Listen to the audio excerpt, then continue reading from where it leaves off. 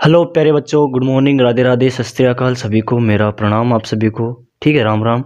तो हम शुरुआत करने जा रहे थे। हमारी चैप्टर नंबर 4 हमारा शुरू हो चुका है। उसके मैंने सारे के सारे आपको वस्तुनिष्ठ क्वेश्चन करवा दिए हैं। तो आज हम शुरू करने वाले हमने अति लघुत्तरात्मक क्वेश्चन और लघुत्तरात्मक क्वेश्चन आज हम कंप्लीट कर लेंगे, क्योंकि इस चैप्टर के अंदर देखिए एक क्वेश्चन अति लघुत्तरात्मक भी आएगा और एक लघुत्तरात्मक भी आएगा, और निबंधात्मक की बात मैं कल करूंगा। ठीक है, तो आज हम शुरू करने वाले हैं हमारा अध्याय नंबर 4, उसका अति लघुत्तरात्मक क्वेश्चन और लघुत्तरात्मक क्वेश्चन को ध्यान से देखना बच्चों, एक एक चीज़ को समझना है। ठीक है ना, और याद रख लेना, मैं सिर्फ वही बताऊंगा जो आपके एग्जाम में आने वाले हैं, इससे बाहर कुछ नहीं जाने वाला है। ये आज आप अभी दिमाग में बिठा लीजिए, क्योंकि कुछ नहीं है इतना साइंस के अंदर जितना आप सोच रहे हो।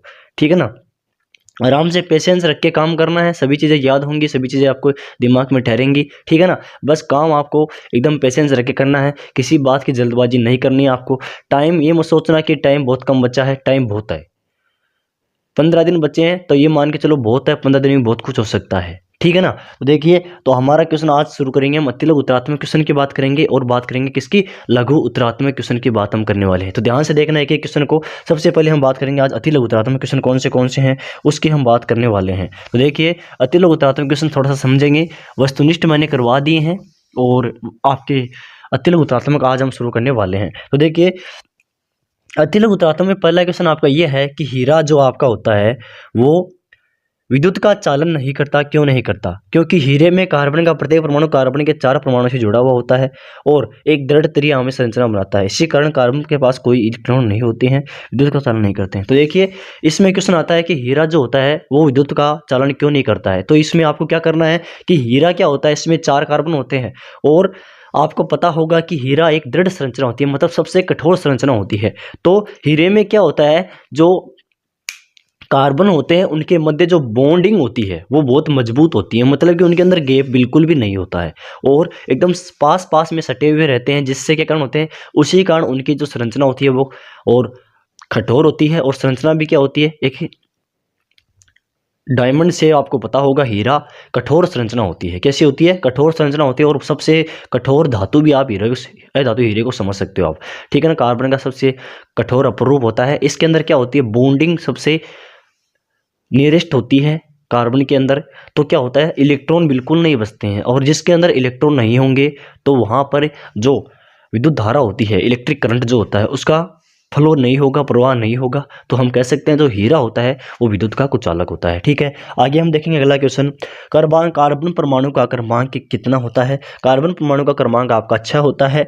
मीथेन की इलेक्ट्रॉन बिंदु संरचना चित्रित कीजिए। ये क्वेश्चन थोड़ा इंपॉर्टेंट है, ध्यान में देख लीजिए। इलेक्ट्रॉन बिंदु संरचना, इलेक्ट्रॉन बिंदु संरचना, ये टॉपिक आपका आता है। इलेक्ट्रॉन बिंदु संरचना की अगर मैं बात करूं तो ध्यान से देखना है, इसके अंदर बहुत सारे ऐसे फॉर्मूलाज हैं जिनकी इलेक्ट्रॉन बिंदु संरचना पूछता है। तो देखिए, सबसे पहले बात कर रहा है मेथेन अणु की।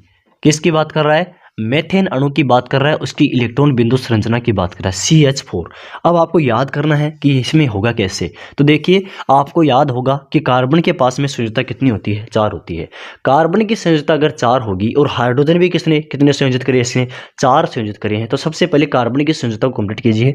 तो मैं कंप्लीट करने वाला हूँ। ये हमारा कार्बन है, ये हाइड्रोजन हो गया, ये हाइड्रोजन हो गया, ये हाइड्रोजन हो गया और ये हाइड्रोजन हो गया। अब यहाँ पर देखिए, हाइड्रोजन के पास में भी क्या होते हैं, एक एक इलेक्ट्रॉन होते हैं, एक एक हाइड्रोजन H2 होता है, आपने सुना होगा ना। तो यहाँ पर देखिए, मैं लगाऊंगा, यहाँ पर ये होगा हाइड्रोजन का, ये भी हाइड्रोजन का, और ये भी हाइड्रोजन का, और ये भी हाइड्रोजन का। अब कार्बन की संयोजकता 4 होती है, तो कार्बन के अंदर ही बॉन्डिंग बनाने के लिए कोई इलेक्ट्रॉन होगा, यस जरूर होगा।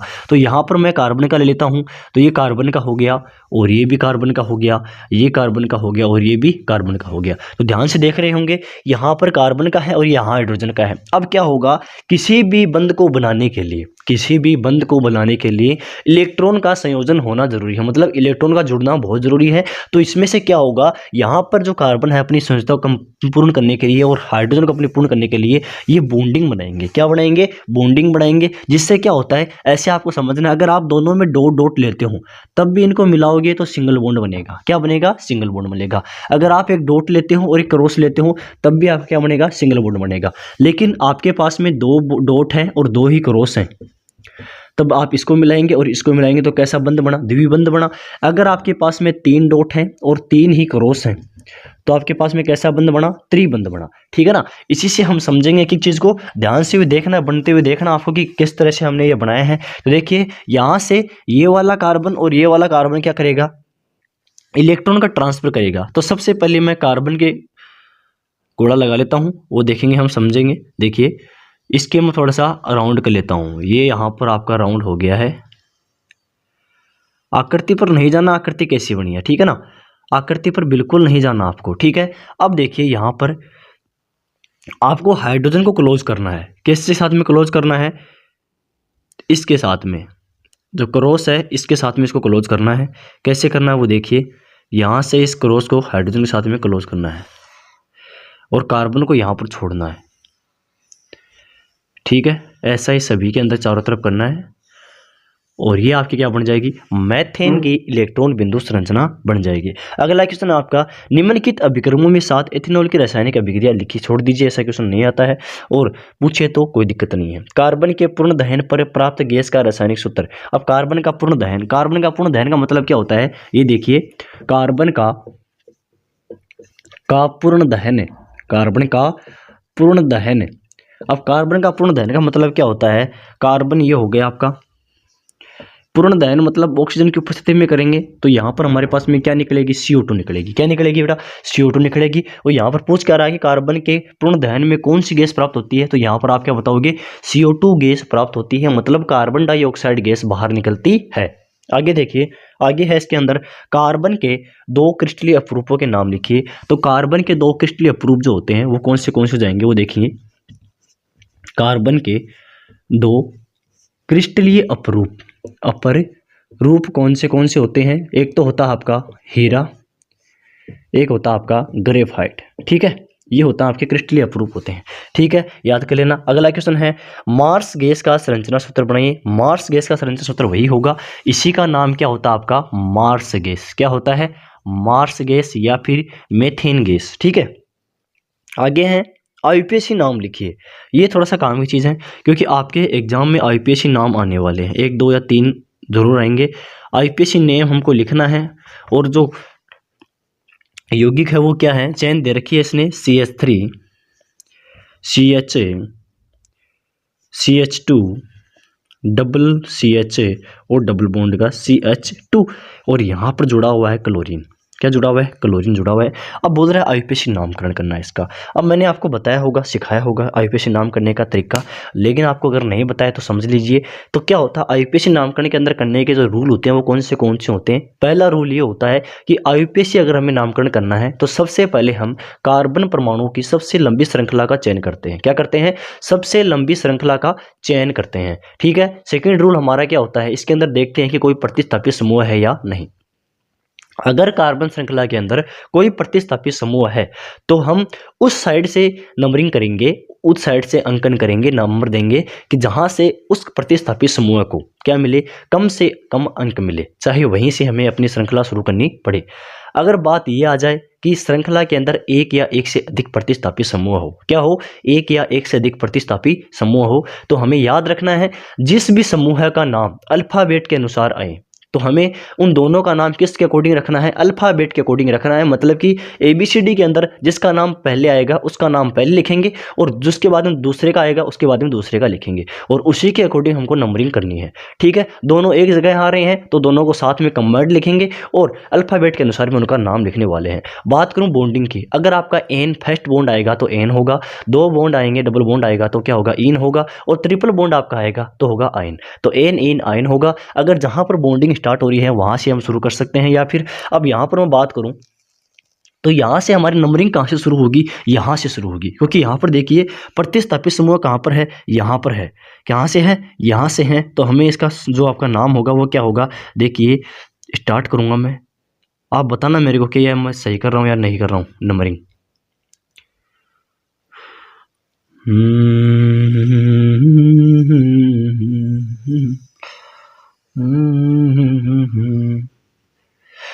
देखिए लेकिन मैंने आपको बताया, अब ये कहेंगे सर आप तो बता रहे थे कि जहाँ से प्रतिस्थापित समूह होगा वहाँ से हम देखेंगे। यहाँ पर देखिए ये प्रतिस्थापित समूह नहीं, ये अलग कंपाउंड है, क्लोरीन। क्या है? क्लोरीन है। लेकिन मैंने ये भी बताया था कि बॉन्डिंग जहाँ से होगी, यहाँ पर डबल बॉन्ड हो रहा है, सिंगल बॉन्ड हो रहा है या ट्रिपल बॉन्ड हो रहा है, जो भी हो रहा है उसकी बॉन्डिंग स्टार्ट से करेंगे। तो यहाँ से देखिए यहाँ पर डबल बॉन्ड है ना, तो मैं यहाँ से शुरू करूँगा। 1 number 2 number, sorry 1 number 2 number 3 number 4 number और 5 नंबर। कितने कार्बन हो गए? 5 कार्बन की ये लंबी श्रृंखला बनी है। अब यहां से हम शुरू करेंगे 1 2 3 4। तो क्या लिखेंगे? 4 पर क्या है हमारा? क्लोरीन है, तो 4 chloro meth 8 pro but pent. Pent है ना, तो पेंटेन करेंगे। और यहाँ पर देखिए इन जो आपका डबल बॉन्ड है वो कितने नंबर पर है? 1 नंबर पर है ना, तो यहाँ पर आप करेंगे 1 पेंटीन। क्या करेंगे? 1 पेंटीन। ये आपका आईपीएसी नाम हो गया। ठीक है, ये आपका आईपीएसी नाम हो गया कि 4 क्लोरो 1 पेंटीन। आगे देखिए अगला है इसके अंदर एल्काइन श्रेणी का सामान्य सूत्र। एल्काइन श्रेणी का सामान्य सूत्र आपको पता है CnH2n- होता है। ठीक है, कार्बन परमाणु की 2 विशेषता लिखिए। कार्बन परमाणु की विशेषताएं 2 होती है। कार्बन परमाणु अपने नजदीक के परमाणुओं से जुड़ा हुआ रहता है, आकर्षण प्रबल बंधों के साथ जुड़ा हुआ रहता है, और कार्बन परमाणु यौगिक बहुत अधिक मात्रा में होते हैं। श्रृंखला का इनमें गुण पाया जाता है, चतुर्संयोजकता होती है, 4 संयोजकता होती है। ये कर लोगे आप। ठीक है, आगे देखिए शुद्ध एसिटिक अम्ल को ग्लेशियल एसिटिक अम्ल क्यों कहते हैं? ये इंपॉर्टेंट क्वेश्चन है, 2011 में आया हुआ है। थोड़ा सा कर लीजिए इसको कि शुद्ध एसिटिक अम्ल को ग्लेशियल अम्ल क्यों कहते हैं? शुद्ध एसिटिक अम्ल को ग्लेशियल अम्ल क्यों कहते हैं? ध्यान से करना है कि ये आखिर ये क्वेश्चन क्यों है और क्यों एग्जाम में पूछा गया है। क्या कारण रहा होगा कि इसको एग्जाम में पूछा गया कि शुद्ध एसिटिक अम्ल क्या है, इसको ग्लेशियल अम्ल क्यों कहा गया है। ठीक है, लिख लीजिए शुद्ध एसिटिक अम्ल क्या है? शुद्ध एसिटिक अम्ल को ग्लेशियल या फिर ग्लेशियल एसिटिक अम्ल, ग्लेशियल एसिटिक अम्ल, ग्लेशियल एसिटिक अम्ल क्यों कहा गया है? क्यों कहा गया है? क्यों कहते हैं? क्यों कहते हैं? इसका उत्तर लिख लीजिए। इसका उत्तर है एक एसिटिक अम्ल का आईपीएसी नाम होता है एथेनोइक अम्ल का गलनांक 290 केल्विन होता है। इसका गलनांक 290 केल्विन होता है। इसका गलनांक 290 केल्विन होता है, इसलिए यह ठंडी जलवायु में शीत के दिनों में जम जाता है। यह शीत के दिनों में जम जाता है। क्या होता है? जम जाता है। इसे ग्लेशियल एसिटिक अम्ल कहते हैं। इसलिए इसे ग्लेशियल क्या कहते हैं? ग्लेशियल एसिटिक अम्ल कहते हैं। ग्लेशियल एसिटिक अम्ल कहते हैं। क्या होता है, यहाँ से जम्मू कश्मीर जो होते हैं वो 290 किलोमीटर है। कितना है? 290 किलोमीटर है। याद करवा रहा हूँ मैं, है नहीं है 290 किलोमीटर, 290 केल्विन याद कराने के लिए बात कर रहा हूँ मैं कि जम्मू कश्मीर जो है यहाँ पर 290 किलोमीटर दूर है। और वहाँ पर शीत के कारण क्या होता है? ग्लेशियर, मतलब कि बर्फ जम लगती है। ग्लेशियर क्या होता है? ग्लेशियरों पर क्या होता है? बर्फ जम जाती है। तो मतलब 290 केल्विन के ऊपर दिनों में जम जाता है, और इसीलिए क्या कहते हैं इसको? ग्लेशियल। यानी कि ग्लेशियर से क्या याद करेंगे? ग्लेशियल एसिटिक अम्ल कहते हैं। आगे देखिए बेंजीन का अणुसूत्र लिखिए। अब लिखिए अगला क्वेश्चन है बेंजीन का अणुसूत्र। बेंजीन का अणुसूत्र लिखिए। बेंजीन का अणुसूत्र क्या होता है? C6H6। C6H6 होता है। तो देखेंगे C और C। ठीक है, यहाँ पर 3 परमाणु के अंदर तो रहेगा डबल बॉन्ड, यहाँ पर आएगा और यहाँ पर आएगा, और सिंगल बॉन्ड आएंगे बाकी। ठीक है ना, और इसके साथ में H6 है, तो यहाँ पर H, यहाँ पर H, यहाँ पर H, यहाँ पर H, यहाँ पर H, यहाँ पर H, ये आपके डबल बॉन्ड हो गए। अब यहाँ पर बात मैं करूँ तो बेंजीन की संरचना की बात मैं करूँ तो संरचना कैसी बनेगी आपकी, ऐसी बनने वाली है। कैसी बनने वाली है, ऐसी संरचना आपकी बनने वाली है, जिसके अंदर मैंने आपको बताया था 3 जगह है डबल बॉन्ड है। तो यहाँ पर डबल बॉन्ड बनेगा, यहाँ पर डबल बॉन्ड बनेगा और यहाँ पर डबल बॉन्ड। ये आपकी बेंजीन की संरचना है, चक्रीय संरचना है। एथीन इलेक्ट्रॉन की अणुबंधी संरचना बनाइए। एथीन अणु की इलेक्ट्रॉन बिंदु संरचना बनाइए। यहाँ पर याद रखना इलेक्ट्रॉन बिंदु संरचना से एक क्वेश्चन 100% आपका आने वाला है एग्जाम के अंदर। तो देखना है इलेक्ट्रॉन बिंदु संरचना जो भी बनते हैं सारे के सारे आपको इंपोर्टेंट है, याद कर लेना इनको, ठीक है। तो अब जो हम बात करेंगे एथीन की, किसकी, एथीन की इलेक्ट्रॉन बिंदु संरचना, एथीन की इलेक्ट्रॉन बिंदु संरचना। बस आपको सूत्र आना चाहिए और सूत्र के बाद में आप कहीं भी आप किसी की भी संरचना बना सकते हैं, ठीक है ना। तो देखिए अगला क्वेश्चन हाँ हमारा एथीन की इलेक्ट्रॉन बिंदु संरचना। एथीन की देखिए यहाँ पर तो मैं बात करूंगा एथीन की और यहाँ मैं बात करूंगा एथेन की, किसकी, एथेन की। तो सूत्र लिखिए, पहले बात करूंगा मैं एथीन की। एथीन का सूत्र क्या होता है, C2H4। क्या होता है, C2H4 होता है, H6 सॉरी, हाँ C2H4 क्योंकि एक बॉन्ड कम है ना, और यहाँ पर हो जाएगा C2H6, ये हो जाएगा एथेन। एथेन की ये हो जाएगी और एथीन का ये हो जाएगा। तो यहाँ पर हम बात करें तो यहाँ पर देखिए सूत्र बनाएंगे इसका। यहाँ पर आपको 2 गोले बनाने हैं बड़े बड़े, एक और इसमें ये समाहित होते हुए दूसरा बनाएंगे, और इसके अंदर आपका कार्बन ये रहेगा और इसके अंदर कार्बन ये रहेगा, और यहाँ पर हाइड्रोजन बनाना है। क्योंकि देखो मैंने आपको बताया था 4 कार्बन के अंदर ऐसे मैंने नोटिंग करवाई थी, उसी तरह इसके में भी करेंगे सेम टू सेम, क्योंकि इसमें बस 6 हाइड्रोजन है तो 6 के लिए 6 बॉन्ड बनाएंगे, ठीक है ना। तो यहाँ पर बॉन्डिंग होगी, यहाँ पर आपका हाइड्रोजन होगा, यहाँ भी आपका हाइड्रोजन होगा, यहाँ भी आपका हाइड्रोजन होगा, यहाँ भी हाइड्रोजन, यहाँ भी हाइड्रोजन और यहाँ भी हाइड्रोजन। अब देखिए आपको बताया होगा मैंने कि बॉन्डिंग तभी बनेगी और कैसे बनेगी कि इसके अंदर एक क्रॉस होना चाहिए, एक डॉट होना चाहिए, एक क्रॉस एक डॉट, एक क्रॉस एक डॉट, एक क्रॉस एक डॉट, एक क्रॉस एक डॉट, एक क्रॉस एक डॉट। तो इसके अंदर क्या बनेगी, बॉन्डिंग बनेगी। बॉन्डिंग बनने के बाद में ये आपकी संरचना बन जाएगी। और इसको सिंपल तरीके से हम समझे तो क्या बनेगा, सी और यहाँ पर आपका hydrogen, hydrogen, hydrogen, hydrogen, hydrogen और हाइड्रोजन। ये तो आपकी सहसंयोजी आबंधन संरचना और ये है इलेक्ट्रॉन बिंदु संरचना। इसी तरह हम देखेंगे किसकी, एथेन की। किसकी देखेंगे, एथेन की देखेंगे। एथेन की देखिए, अब हम देखेंगे किसकी संरचना, एथेन की संरचना देखने वाले हैं। एथेन के अंदर भी सेम प्रोसेस यही रहेगी। इसके अंदर आपको 4 परमाणु करने हैं। कितने करने हैं, 4 परमाणु करने हैं। ये तो आपकी, हाँ सॉरी ये आपकी एथेन की होगी, यह एथेन कर लेना आप। ये एथेन देखो यहाँ पर 6 है ना, 6 लगा दिया मैंने, मैं पहले ये बता दी मैंने। अभी देखिए कि हम करेंगे इसकी एथेन की संरचना। एथेन की संरचना में सेम प्रोसेस रहेगी, इसके अंदर भी सेम वही का वही प्रोसेस रहने वाला है। इसके अंदर 4 परमाणु हो जाएंगे, एक यहाँ पर, एक यहाँ पर, एक यहाँ पर और एक यहाँ पर, ठीक है। बीच में आपका कार्बन ये रहा एक तो, और एक ये रहा। यहाँ पर हाइड्रोजन है, यहाँ पर हाइड्रोजन है, यहाँ पर हाइड्रोजन है और यहाँ पर हाइड्रोजन। यहाँ cross dot, cross dot, cross dot और क्रॉस डॉट, ठीक है। बना लोगे संरचना, ये आपकी संरचना बनेगी। और बीच में क्या बनेगा, एक और बॉन्डिंग बनेगी, तो यहाँ से क्रॉस क्रॉस, ठीक है। क्योंकि यहाँ पर सिर्फ कार्बन जुड़ रहा है और कार्बन के लिए मैं सिर्फ क्रॉस ले रहा हूँ, ठीक है ना। ये संरचना आपकी हो जाएगी। सहसंयोजी बंध किसे कहते हैं, देखो 2 परमाणुओं के बीच में, 2 परमाणुओं के बीच में इलेक्ट्रॉन की साझेदारी से, 2 परमाणुओं के बीच में इलेक्ट्रॉन की साझेदारी से बनने वाला जो बंध होता है वो क्या कहलाता है आपका, सहसंयोजी। मतलब कि संयोजन से जोड़ना, जुड़ने के लिए जो हम इलेक्ट्रॉन का आदान प्रदान करते हैं उससे जो बंध बनता है उसको बोलते हैं सहसंयोजी आबंध, ठीक है। अगला क्वेश्चन है हमारा, बेंजीन के निर्जलीकरण का समीकरण लिखिए। बेंजीन के निर्जलीकरण का समीकरण लिखिए तथा बेंजीन का निर्जलीकरण का मतलब क्या होता है कि बेंजीन से आपको जल निकालना है। क्या निकालना है, जल निकालना है। मतलब वहां से जल का एक परमाणु या फिर अणु है आपको बाहर निकालना है। जैसे जल बाहर निकाल देंगे तो वो समीकरण आपका हो जाएगा बेंजीन का निर्जलीकरण का, ठीक है। नेक्स्ट क्वेश्चन है, निम्न यौगिकों की श्रेणी पहचानिए। यौगिक और उनकी श्रेणी दे रखी है, ये हम छोड़ेंगे, इसको कोई दिक्कत वाली बात नहीं है। साबुन क्या होते हैं, अगला क्वेश्चन आपका, साबुन क्या होते हैं। देखिए साबुन इसके अंदर दिखा रखे हैं। साबुन लंबी श्रृंखला वाले कार्बोक्सिलिक अम्लों के सोडियम व पोटेशियम लवण होते हैं। मीथेन का दहन का संतुलित समीकरण, ये आपको करना है अभी, और अभी करवाऊंगा मैं। फिर हम कल बात करेंगे किसके, अपनी जो भी आपके निबंधात्मक क्वेश्चन होते हैं उनके हम बात करने वाले हैं, ठीक है ना। तो आज हम बात करेंगे किसके, अब साबुन क्या होते हैं उसको समझाइए। तो साबुन को देखेंगे अब, साबुन क्या होते हैं, ठीक है। ध्यान से देखना एक एक चीज़ को, समझ में हर चीज़ आएगी, बस आपको पेशेंस रखना है, ठीक है ना। जल्दबाजी किसी चीज़ की नहीं है, हमारे पास में टाइम है, ठीक है, तो एक एक चीज़ कवर कर देंगे हम। 4th के चैप्टर में तो पहुंच चुके हैं। अब हमारे पास सिर्फ कितने चैप्टर बचे हैं?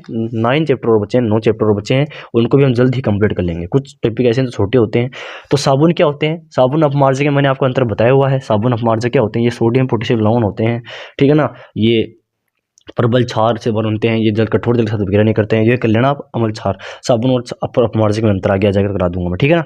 आगे देखिए, मेथेन का दहन का संतुलित समीकरण लिखिए। ये लिखिए आप, मेथेन के दहन का संतुलित समीकरण लिखिए। संतुलित समीकरण, मेथेन के दहन का संतुलित समीकरण लिखिए। तो मेथेन का दहन का संतुलित समीकरण में बात करूं तो CH4 प्लस का O2 बराबर क्या बन जाएगा? CO2 प्लस का 2H2O। यहाँ पर देखिए क्या ये संतुलित समीकरण है? कार्बन कितना है? एक का कार्बन 1 है, हाइड्रोजन 4 है, हाइड्रोजन 2 है। तो यहाँ पर हाइड्रोजन क्या करेंगे? 4 करेंगे, ठीक है। ऑक्सीजन 2 हो गई, यहाँ पर भी ऑक्सीजन 2 है। लेकिन देखो कार्बन 1 है, कार्बन 2 को, यहाँ पर ऑक्सीजन कितनी है? 4 है ना। तो यहाँ पर भी ऑक्सीजन कितनी जाएगी? 2 जाएगा, ठीक है। ये संतुलित समीकरण हो गया। तो यहाँ पर क्या होगा? प्लस में प्रकाश प्लस उष्मा भी निकलेगी। क्या निकलेगी? प्रकाश भी निकलेगा, प्लस में क्या निकलेगी? आपकी हीट भी आपकी प्रेजेंस होगी, मतलब कि उष्मा भी बाहर निकलेगी। एसिटिक अम्ल का संरचना सूत्र लिखिए। एसिटिक अम्ल का सूत्र विषम परमाणु को उदाहरण देकर समझाइए। छोड़िए, हाँ ये वाला क्वेश्चन थोड़ा इंपॉर्टेंट है, इसको ध्यान में रखना। C2H6 से C3H4 C3H8 और C2H4, ये क्या है? संतृप्त असंतृप्त हाइड्रोकार्बन को छाटिए। यहाँ पर देखिए संतृप्त हाइड्रोकार्बन कौन से होते हैं और असंतृप्त हाइड्रोकार्बन कौन से होते हैं, उनको हम छाटेंगे, ठीक है ना। और मैंने आपको बताया था संतृप्त हाइड्रोकार्बन क्या होता है? वे हाइड्रोकार्बन जो हाइड्रोजन और कार्बन से बनते हैं, लेकिन उनका मध्य जो बंध होता है वो होता है सिर्फ सिंगल बंध, मतलब कि एकल बंध पाया जाता है। असंतृप्त क्या होते हैं? जिनमें द्विबंध और त्रिबंध पाए जाते हैं। क्या पाए जाते हैं? द्विबंध और त्रिबंध पाए जाते हैं, उनको हम बोलते हैं असंतृप्त हाइड्रोकार्बन से। तो हम छाटेंगे इनमें से कि संतृप्त हाइड्रोकार्बन कौन से होते हैं और असंतृप्त हाइड्रोकार्बन कौन से होते हैं। तो यहाँ पर देखिए बात मैं करूँ संतृप्त की और असंतृप्त की। यहाँ पर देखो असंतृप्त के अंदर लिखूंगा मैं तो यहाँ पर हो जाएगा C3H4 और C2H4। ये तो आपके हैं असंतृप्त हाइड्रोकार्बन। एल्कीन और एल्काइन श्रेणी के जो भी सूत्र हैं वो आपके हो जाएंगे असंतृप्त।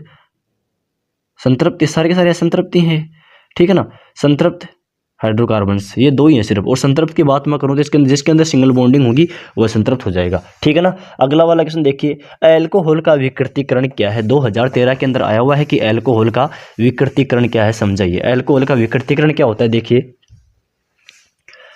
अल्कोहल का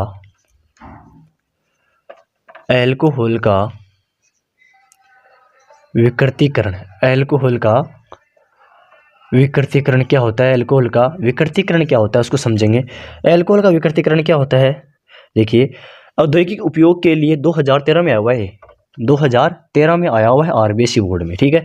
औद्योगिक उपयोग के लिए तैयार इथेनॉल का दुरुपयोग रोकने के लिए मेथेनॉल जैसा जहरीला पदार्थ मिला दिया जाता है जिसे पीने योग्य न रह जाए। ऐसे अल्कोहल की पहचान के लिए इसमें रंजक मिलाकर इसका रंग नीला बना देते हैं।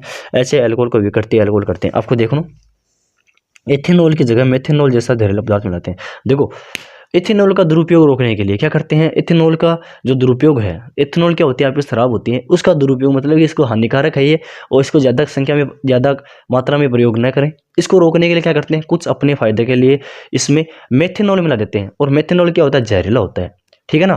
तो मेथेनॉल क्या होता है? जहरीला होता है और उसको मिला करके देते हैं लोगों को ताकि वो उनको नुकसान हो और वो छोड़ दे, ठीक है ना। लेकिन ये घातक है, बहुत घातक, क्योंकि जहरीला होता है। अगर हमें इसकी पहचान करनी है कि इसमें एथेनॉल है या फिर मेथेनॉल है, तो उसके अंदर हम क्या करेंगे? उसके अंदर हम अल्कोहल की पहचान करने के लिए कोई रंजक मिलाएंगे। क्या मिलाएंगे? एक रंजक मिलाएंगे। कोई भी आप रंजक ले सकते हो, संश्लेषित या फिर प्राकृतिक, जो भी रंजक आप लेना है वो चाहे ले सकते हो। अगर उसका रंग नीला पड़ जाए, कैसा पड़ जाए? उसका रंग नीला पड़ जाए तो समझ लेना उसके अंदर क्या है? मेथेनॉल है। क्या है? मेथेनॉल है, न कि एथेनॉल, ठीक है ना।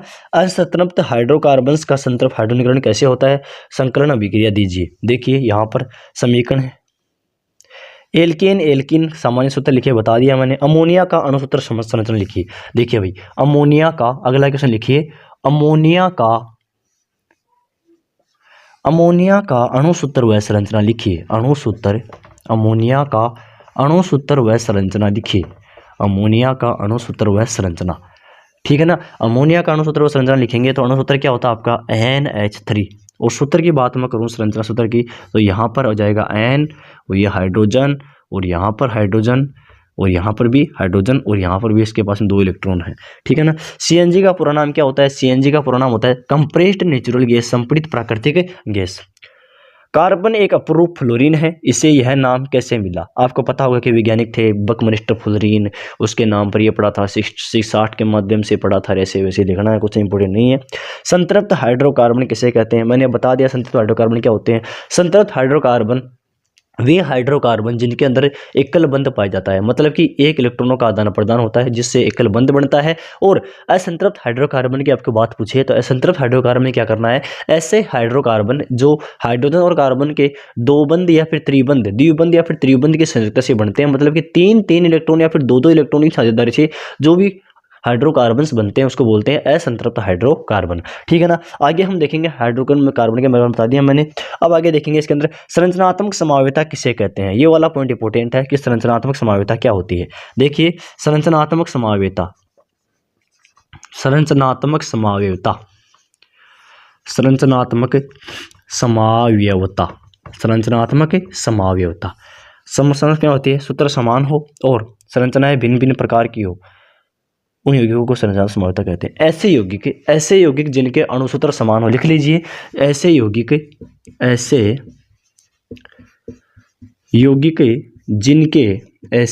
जिनके अणुसूत्र समान हो, ऐसे यौगिक जिनके अणुसूत्र क्या हो आपके समान हो, लेकिन अणुसूत्र समान हो लेकिन संरचना सूत्र भिन्न भिन्न हो। संरचना सूत्र क्या हो? भिन्न भिन्न हो, क्या कहलाते हैं? संरचनात्मक समावेता कहलाते हैं। जिसके अंदर एन ब्यूटेन हो गया, आइसोब्यूटेन हो गया, दोनों अणुसूत्र आपके हो जाएंगे C4H10। ठीक है। ऑक्सीकारक को परिभाषित कीजिए। ऑक्सीकारक मतलब ऑक्सीकारक कुछ पदार्थों में ऑक्सीजन देने की क्षमता होती है, लिख लीजिए इंपोर्टेंट है। ऑक्सीकारक क्या होते हैं? ऑक्सीकारक क्या होते हैं? ऑक्सीकारक जो ऑक्सीजन के कारक होते हैं, लिखिए कुछ पदार्थों अन्य पदार्थों को ऑक्सीजन देने की क्षमता होती है। कुछ पदार्थों में, कुछ कारकों में अन्य पदार्थों को ऑक्सीजन देने की क्या होती है? क्षमता होती है। और जिसमें ऑक्सीजन देने की क्षमता होगी वो ऑक्सीजन का कारक होंगे। ठीक है ना। रोग कारक जो रोग फैलाते हैं रोग कारक होते हैं। उसी तरह मृत्यु कारक जो मृत्यु को फैलाते हैं उसके मृत्यु कारक बोलते हैं। ठीक है ना। जीवन कारक जो जीवन देते हैं उनको जीवन कारक बोलते हैं, जीवनकारी औषधियाँ। ठीक है ना। तो लाभकारी मतलब जो लाभ देती है, कार्य का मतलब वो देते हैं। तो ऑक्सीकारक क्या होंगे? जो ऑक्सीजन देते हैं उसको बोलते हैं ऑक्सीकारक। ठीक है ना। उसके कुछ 2 उदाहरण है वो लिख लेना। KMnO4 पोटेशियम परमैंगनेट एक तो आपका होता है ये, और एक होता है K2Cr2O7। ये आपके सूत्र होते हैं 2, और ये दोनों क्या करते हैं? क्षारीय पोटेशियम परमैंगनेट और अम्लीय पोटेशियम डाइक्रोमेट, ये दोनों क्या है? ऑक्सीकारक है। क्या है? ऑक्सीकारक है। फ्रेडरिक वोहलर ने यूरिया का निर्माण किस पदार्थ से किया? छोड़ो उसको। सल्फर के 8 परमाणु से बने सल्फर के अणु की इलेक्ट्रॉन बिंदु संरचना क्या होगी? समझाइए। हाँ आगे देखेंगे। ये थे हमारे जो भी आपके आज के अति लघु उत्तरात्मक और लघु उत्तरात्मक क्वेश्चन। कल हम पढ़ने वाले हैं किसके बारे में? लघु उत्तरात्मक प्रश्न के बारे में। किसके? निम्नदात्मक प्रश्न के बारे में। ठीक है ना। किसके बारे में पढ़ेंगे? निम्नदात्मक प्रश्न के बारे में हम पढ़ने वाले हैं। देखिए तो यहाँ तक हमारे जो भी आपके लघु उत्तरात्मक क्वेश्चन बनते हैं वो सारे के सारे मैंने कंप्लीट करवा दिए हैं, और अति लघु उत्तरात्मक क्वेश्चन मैंने सारे कंप्लीट करवा दिए हैं। और उम्मीद करता हूँ आप लोगों ने अच्छे से इसको देखा होगा, कहीं भी आपने स्किप नहीं किया होगा। और एक बात आपको बता देता हूँ कि जितने भी मैं टॉपिक करवा रहा हूँ, जितने भी मैं क्वेश्चन करवा रहा हूँ, जहाँ तक मेरी कोशिश रहेगी मैं उसका सॉल्यूशन करवाने की कोशिश करूँगा। लेकिन जो सॉल्यूशन आप खुद कर सकते हैं उसका मैं सॉल्यूशन नहीं करवा रहा हूँ, क्योंकि बेहतर होगा कि आप मेरी बजाय आप खुद करें तो आपके लिए अच्छा रहेगा। क्योंकि मैं तो कर दूंगा, मुझे उसमें कोई बेनिफिट नहीं है, आपको बेनिफिट होना चाहिए। ठीक है ना। मेरा काम है बताना, इसलिए मैं बता रहा हूँ। इसलिए आप जो भी मैं करवा रहा हूँ उसका सॉल्यूशन अभी आप लिख लेना है और नोट कर लेना है। जिसका आपको नहीं आता उसको सॉल्यूशन लिखना है, हाथों हाथ लिखना है और उसको याद करना है। ठीक है ना, हैंड टू हैंड। ठीक है। अब हम आगे शुरू करेंगे हमारी निम्नदात्मक क्वेश्चन जो भी बनते हैं चैप्टर नंबर 4 के। कल का लास्ट डे होगा उस चैप्टर का। फिर हम बात करेंगे चैप्टर नंबर 5 की, जो भी आपका जीव प्रक्रम वाला है उसको हम स्टार्ट करने वाले हैं। तो आई होप जो भी मैंने आपको बताया वो सारे के सारे आपको समझ में आए होंगे, आपने लिखे भी होंगे। और दोस्तों को साथ में जरूर शेयर करना इस वीडियो को। चैनल को सब्सक्राइब नहीं किया, सब्सक्राइब जरूर कर लेना और लाइक जरूर करना, और वीडियो में कमेंट करके जरूर बताना कि पर्सन कैसे लगे और जो भी आपके टॉपिक थे कंटेंट था वो कैसा लगा। Thank you, all the best. और